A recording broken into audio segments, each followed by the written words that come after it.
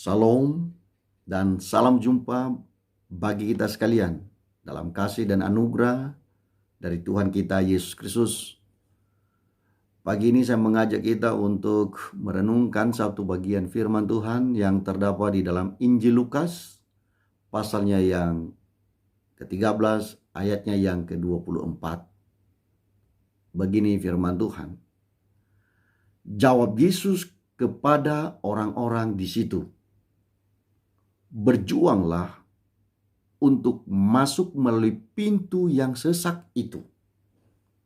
Sebab aku berkata kepadamu, banyak orang akan berusaha untuk masuk, tetapi tidak akan dapat.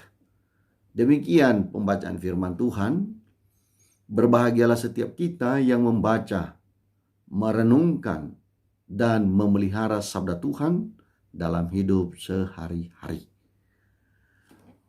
Bapak, Ibu, dan saudara terkasih dalam nama Yesus, ayat firman Tuhan yang baru saja kita baca ini adalah respon Tuhan Yesus kepada orang yang bertanya kepadanya.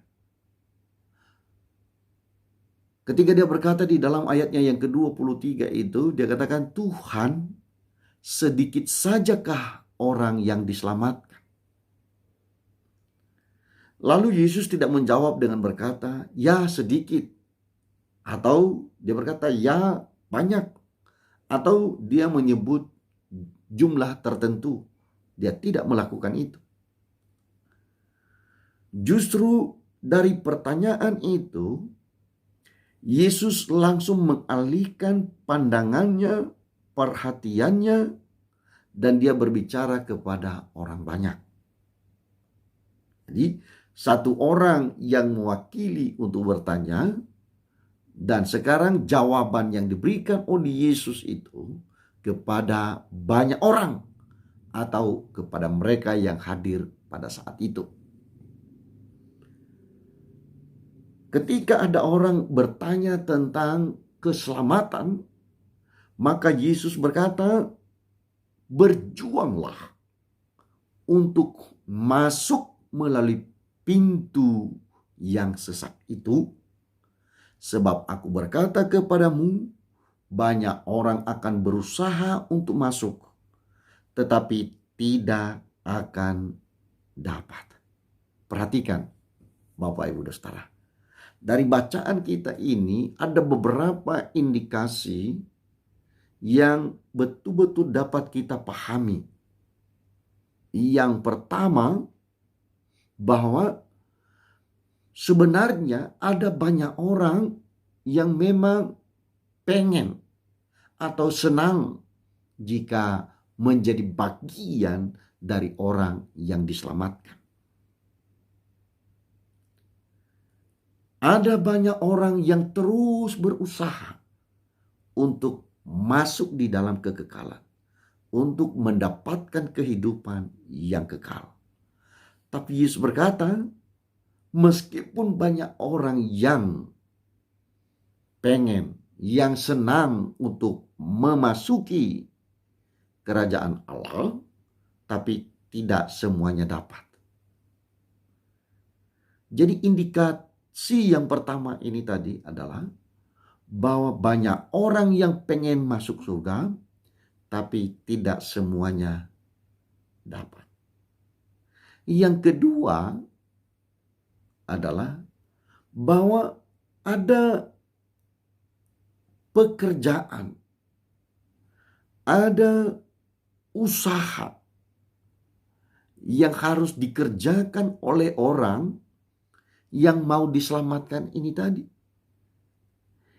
Yaitu dia sebut sebagai perjuangan. Ada perjuangan yang harus dilakukan. Dan itu dia katakan, berjuanglah untuk masuk melalui pintu yang sesak itu. Pintu yang sempit. Pintu yang sulit untuk dilalui. Pintu yang benar-benar membuat kita harus berjuang untuk bisa melewatinya.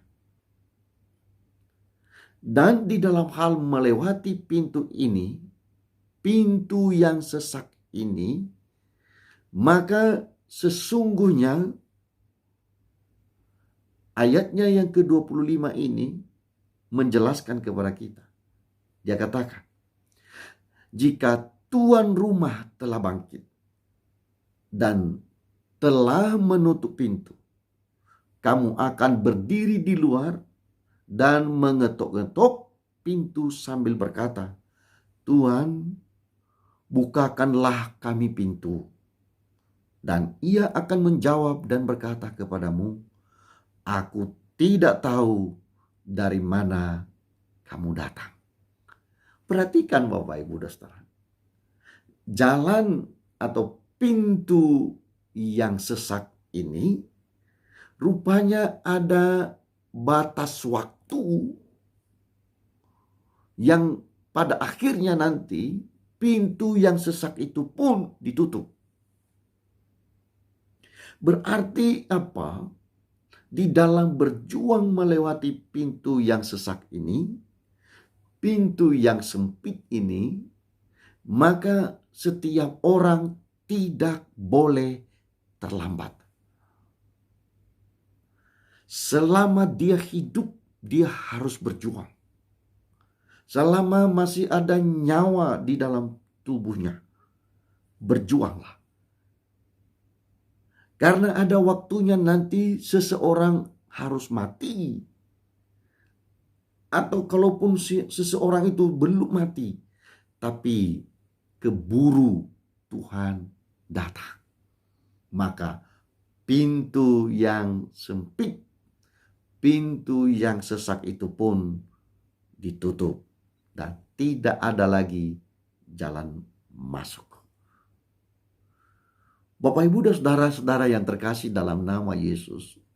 Lalu saya membaca keseluruhan dari perikop ini. Saya pengen menemukan bagaimana sebenarnya yang dijelaskan di dalam bacaan ini tentang orang yang tidak dikenal oleh Tuhan itu.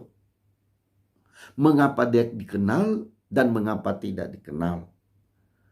Dan karena itu Bapak Ibu Saudara, ayat 27 itu menjelaskan hal itu. Dia katakan begini, tetapi ia akan berkata kepadamu, aku tidak tahu dari mana kamu datang. Enyalah dari hadapanku, hai kamu sekalian yang melakukan kejahatan. Jadi perjuangan memasuki jalan yang sesak, perjuangan untuk melewati pintu yang sesak, rupanya adalah orang yang melakukan kebenaran dan menjauhkan diri dari kejahatan. Hidup di dalam kebenaran itu berarti diawali dengan kepercayaan seseorang kepada Tuhan Yesus, satu-satunya Tuhan dan Juru Selamat dalam hidupnya. Yang kedua, bahwa orang ini betul-betul menjalani kehidupan yang baik dengan karakter yang terbaik berdasarkan firman Tuhan, berdasarkan kebenaran yang diberikan Tuhan. Dia terus ikuti itu dan dia terus lakukan. Jadi Bapak, Ibu, dan saudara yang terkasih dalam nama Yesus, jangan lagi ada orang bertanya, pintu yang sesak itu di mana? Jelas sudah diberikan kepada kita satu pengertian bahwa kalau mau dikenal oleh Tuhan dan kalau mau pintu dibukakan bagimu, maka dua hal engkau kerjakan. Yang pertama tadi adalah bahwa engkau harus berjuang. Untuk apa? Hidup di dalam kebenaran. Hidup berdasarkan firman-Nya. Dan segala bentuk kejahatan dijauhkan daripada kita. Dan yang kedua adalah jangan sampai terlambat. Ada waktunya nanti bahwa pintu yang sesak itu pun ditutup. Alasan atau penjelasan yang dapat kita pahami tentang waktu untuk ditutupnya pintu yang sesak itu pun adalah yang pertama, kalau seseorang itu sudah meninggal, seseorang itu sudah mati meninggalkan dunia ini, maka tidak ada lagi kesempatan baginya untuk melakukan kebenaran. Juga dalam waktu kalau Tuhan datang, maka tidak ada lagi waktu untuk memperbaiki diri. Karena itu, sebelum terlambat, berjuanglah, lakukanlah kebenaran. Masuklah melalui pintu yang sesak, dan di sana Tuhan menyongsong. Di sana Tuhan menyambut kita. Di sana Tuhan mengulurkan tangannya untuk menyambut kita dengan sukacita, dan kita semua dibawa dalam kebahagiaan dan sukacita yang penuh di dalam kerajaannya yang besar dan mulia. Tuhan Yesus menolong dan memberkati kita sekalian. Amin.